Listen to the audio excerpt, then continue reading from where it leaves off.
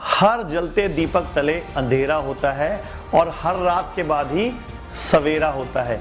डर जाते हैं लोग मुसीबतों को देखकर, पर मुसीबतों के बाद ही कामयाबी का सवेरा होता है।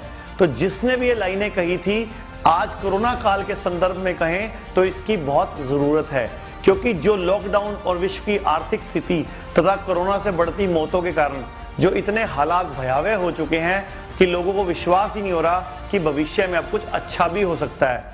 इन्हीं सब बातों को देखकर मैं आज आपको कुछ उदाहरण भी दूंगा, क्योंकि पहली बार ही नहीं है जब हमें घर में क्वारंटाइन किया जा रहा है या घरों में इतने लंबे समय तक रहने के लिए बोला जा रहा है। तो आइए मैं आपको ऐसी एक घटना बताता हूं जो आप कभी नहीं चाहेंगे आपके साथ हो। सेकेंड वर्ल्ड वॉर का टाइम। सेकेंड वर्ल्ड वॉर में लाखों कैदियों को टॉर्चर सेल में डाल दिया गया। वहां उनको बुरी तरह से टॉर्चर किया जाता था। सभी को इमोशनल और मेंटल टॉर्चर दोनों से गुजरना पड़ता था। रिश्तेदारों को मरता हुआ देखना पड़ता था। ऐसे में कैदियों को यह लगने लग गया था कि उनका भी मरना पक्का है। यह सब देखकर सभी इमोशनली बहुत डिस्टर्ब हो जाते थे, बर्दाश्त नहीं कर पाते थे, सदमे से ही मर जाते थे। सेकेंड वर्ल्ड वॉर में कैदियों को रखने के लिए कई तरह के कैंप बनाए गए थे और उन्हीं कैंपों में से एक कैंप में बंद थे psychologist doctor Victor Frankl. Camp में 3 साल तक लगातार रहे। उन्होंने कैंप में जो भी देखा, जो भी एक्सपीरियंस किया, जो भी टॉर्चर सहा, किसी को मालूम नहीं था कि वह इसके बारे में किताब लिख देंगे और उनकी किताब की करोड़ों कॉपीज बिक जाएंगी और कई भाषाओं में वो किताब ट्रांसलेट भी हो जाएगी। किताब का नाम था मैन सर्च फॉर मीनिंग। जब डॉक्टर विक्टर को इन कैंप में डाला गया तो उनके साथ उनकी फैमिली भी थी, लेकिन वो सब मारे गए। उनके साथ एक कैदी भी था जिसने फरवरी महीने के लास्ट में एक सपना देखा। सपने में एक आवाज थी जो ये पूछ रही थी, पूछो तुम क्या पूछना चाहते हो। तब उसने पूछा मैं कब बाहर निकलूंगा, तो उस आवाज ने कहा कि तुम 30 मार्च को बाहर निकलोगे। इस सपने के बाद उस कैदी को पूरा यकीन हो गया कि हम 30 मार्च को बाहर निकल जाएंगे। लेकिन जैसे जैसे महीना खत्म होने लग गया, लगभग 26 मार्च को ही उसको लगा कि वो नहीं निकल पाएगा।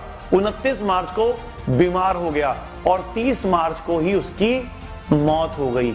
लेकिन उसकी मौत का कारण कोई बीमारी नहीं थी, बल्कि वो उसकी होप, उसकी उम्मीद खत्म हो गई थी। यही उसकी मौत का मुख्य कारण थी। इसका सीधा सीधा मतलब है, इंसान को कोई समस्या, कोई धोखा, कोई चैलेंजेस नहीं मारते, बल्कि ना उम्मीदी मार देती है। जिस इंसान के अंदर आने वाले कल के लिए कोई उम्मीद नहीं होती, कोई लक्ष्य नहीं होता, कोई सपना नहीं होता, कोई ख्वाहिश नहीं होती, वो इंसान ही नहीं रहता। जिसकी उम्मीद खत्म हो जाती है, उसका इम्यून सिस्टम भी कमजोर हो जाता है और छोटी से छोटी बीमारी भी इंसान को बीमार कर देती है, ज्यादा बीमार कर देती है और एक दिन मार देती है। यदि आप जीना चाहते हो तो आपके पास एक बहुत बड़ा सपना होना चाहिए, एक लॉन्ग टर्म गोल होना चाहिए, क्योंकि अगर गोल बड़ा होगा तभी तकलीफ छोटी लगेगी। इसकी तुलना यदि हम आज के होम क्वारंटाइन या अलग अलग राज्यों में लग रहे क्वारंटाइन कैंपों से करें तो आज हालात फिर भी बहुत बेहतर हैं। और ऐसा ही कुछ भारत की आजादी में अंग्रेजों के खिलाफ लड़ रहे इंडियन नेशनल आर्मी के सिपाहियों के साथ भी हुआ। जब म्यांमार में उन्हें पकड़ा गया तब उन्हें सीधा लाकर लाल किले में बनी जेलों में, तहखानों में कई सालों तक डाल दिया गया और आजादी के बाद भी उन्हें कोई विशेष अधिकार प्राप्त नहीं हुए। और जब उन्हें रिहा किया गया तब उसमें से कुछ तो बोलना भी भूल चुके थे। उसका कारण सिर्फ जेल में रहना ही नहीं था। जेल में रहते हुए वो इतने ज्यादा मानसिक, भावनात्मक रूप से परेशान हो चुके थे कि उन्होंने भविष्य में जीवन जीने की उम्मीद ही छोड़ दी थी और बहुत सारों ने तो जेल में ही दम तोड़ दिया था। लेकिन उनकी मौत का कारण कोई बीमारी नहीं थी, बल्कि उनकी उम्मीद खत्म हो जाना ही मौत का कारण था। मैंने कुछ योग्य पुरुषों से सुना था, यदि किसी समस्या का उपाय ना मिले तो श्रीमद् भागवत गीता का सहारा लेना चाहिए।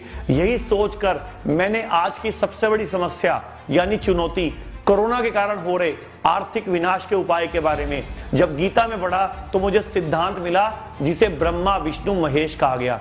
और जब मैंने इसके बारे में और पढ़ा, शोध किया, तो पता चला ब्रह्मा विष्णु महेश मतलब सृजन यानी कि नया निर्माण करे ब्रह्मा वो, विष्णु अर्थात जो कार्य को चलाने में सहायता करे, और शिव अर्थात वो जो विनाश करता है। और वेस्टर्न कल्चर में भी हम गॉड बोलते हैं। इसका मतलब क्या है? जनरेटर, ऑपरेटर और डिस्ट्रॉयर।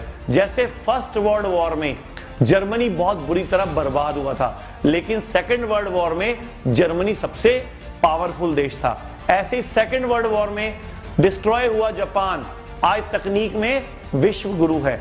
वहीं भारत में गुजरात का शहर सूरत सबसे गंदा था और प्लेग सबसे पहले यहीं फैला था और सबसे ज्यादा बुरी तरह फैला था। और आज देखो गुजरात में सबसे अच्छा और डेवलप सिटी भी सूरत ही है।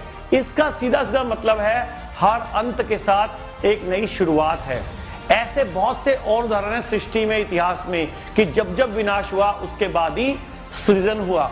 और जो लोग इस इकोनॉमिक क्राइसिस से परेशान हैं उन्हें समझना चाहिए कि यही नए निर्माण होने से पहले का संदेश है। यदि आप अपना सारा फोकस, सारी एनर्जी, सारी पोजीशन वर्क, प्रोडक्टिव वर्क में लगाते हो, आने वाले समय में आपको सक्सेसफुल होने से कोई नहीं रोक सकता। आपको याद होगा 2008 में अमेरिका में लेमन ब्रदर क्राइसिस हुआ था, जो अमेरिका का चौथा सबसे बड़ा इन्वेस्टमेंट बैंक था। तब लोगों ने घर पर बैठकर ही सही चीजों में दिमाग लगाया, अपने न्यू स्टार्टअप किए, देश का साथ दिया और उसी दौरान उबर, पिंटरेस्ट, व्हाट्सएप मार्केट में आए और ये सबसे बड़े बेस्ट स्टार्टअप थे। अब जैसे जैसे लॉकडाउन खत्म हो गया है वैसे वैसे दूसरी मुश्किलें आती दिख रही हैं। कोरोना की वजह से लगभग 60 लाख नौकरियां खत्म हो चुकी हैं और लगभग 14 करोड़ नौकरियां खतरे में चल रही हैं। तो जो एक्स्ट्रा काम करेगा, सही सोच रखेगा, अलग से काम करेगा, वही चलेगा, बाकी सब जॉबलेस हो जाएंगे। इसलिए यह समय है नए चैलेंजेस के साथ उनको एक्सेप्ट करके नई ऊर्जा के साथ, नई एनर्जी के साथ आगे बढ़ने का और देश को आगे बढ़ाने का। तो उम्मीद मत छोड़ो, क्योंकि आने वाला भविष्य नई सफलता लेकर आएगा। भारत में सभी राज्यों में आयुष को स्वतंत्र या इंटीग्रेटेड ट्रीटमेंट की तरह स्थापित कर दे तो शायद हमारा खर्चा कम होगा और देश का जो हजारों करोड़ रुपए बाहर जा रहा है वो रुक सकता है। मैं आपको वर्तमान की एक रिपोर्ट दिखाता हूं कि किस प्रकार फार्मेसी कंपनियों की मनमानी के कारण आज प्रति व्यक्ति कोरोना के इलाज में जो खर्चा आ रहा है वो कम से कम 2000 रुपए प्रति व्यक्ति है। और यदि फार्मा कंपनी अपना मुनाफा कम कर दे तो यह खर्चा सिर्फ 75 रुपए प्रति व्यक्ति हो जाएगा। इसीलिए आप सबसे और प्रधानमंत्री जी से मेरी ये अपील है, सही समय है अंग्रेजों के पुराने कानून, अंग्रेजों की मानसिकता वाली गुलामी को छोड़कर आजाद होने का, अपनी चिकित्सा पद्धति को स्वतंत्र करने का यह मौका है, ताकि हम पूरे भारत में अब चिकित्सा में पूर्ण सुधार ला सकें। और मैं चाहता हूं मोदी जी के साथ साथ उनके सहयोगी, उनके नेता और ऊपर बैठे अफसर भी इस बात को समझें कि अब समय आ गया है, सोच बदलो, देश के अंदर अपनी पद्धति को लाओ, क्योंकि ये वही लोग हैं जो इस देश को चलाते हैं। क्योंकि अगर ये ऊपर वाले लोग नहीं बदले तो इस देश को बदलना नामुमकिन है। धन्यवाद।